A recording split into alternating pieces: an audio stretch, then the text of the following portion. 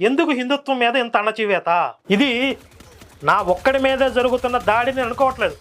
హిందుత్వం తరపున ఎవడు గొంతెత్తితే వాడు గొంతు నొక్కేస్తాం అనే ఒక మెసేజ్ ఇస్తున్నట్లుగా అనిపిస్తుంది నాకు. మరి మేము కూడా ఒక మెసేజ్ ఇవ్వాలి కదా. ఒక గొంతు నొక్కేస్తే 100 గొంతుకులు ప్రశ్నిస్తాయి. నేను ఒక్కడనే అనుకుంటున్నారేమో, బలహీనుని అనుకుంటున్నారేమో, కానీ నా వెనకాల కూడా ఒక బలం ఉంది.